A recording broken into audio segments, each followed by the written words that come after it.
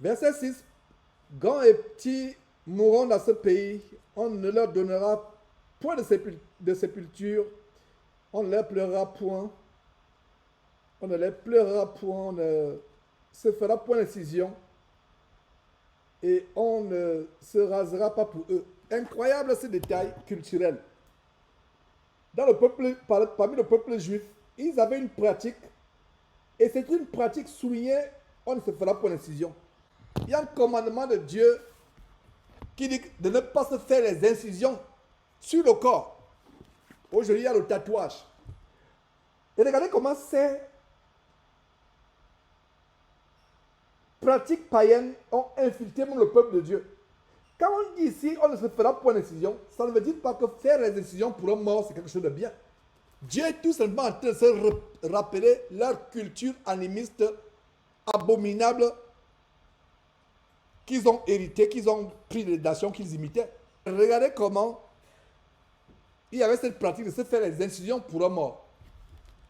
Et c'est là où vous voyez un lien entre certaines cultures africaines où on fait des incisions pour le mort. On se fait des incisions. Et c'est ce qui amène certaines personnes, certains soi-disant chrétiens ignorants qui disent que peut-être que Jésus était noir, les Juifs étaient noirs et autres. Et en passant, si vous croyez à cela, je vous plains. Il y a un aîné ici aux États-Unis avec qui je me suis séparé lamentablement, qui a fait des émissions que j'invitais. Je l'ai invité, je crois, une ou deux fois sur Jésus-Christ TV. Mais un jour, il m'appelle, il dit qu'il a fait des recherches avec la librairie de Russie à Moscou, avec les écrits de Poutine, avec les recherches avec les rabbis de New York. Il a découvert que Jésus est noir. J'ai pleuré.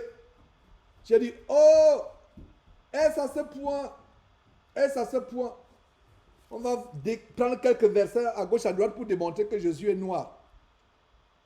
Parce qu'il y a un sentiment africaniste qui est de plus en plus montant. Nous chrétiens, vraiment, je vous assure, faisons attention. Le chrétien ne se soucie pas de la politique. Le chrétien ne se soucie pas de tous ces mouvements d'africanisme qui montent, etc. Et faisons attention. On peut perdre la foi avec de telles choses. Et si on ne fait pas attention, on peut faire naufrage par rapport à la foi. Et n'oubliez pas, la foi vient de ce qu'on entend et ce qu'on entend vient de la parole de Dieu.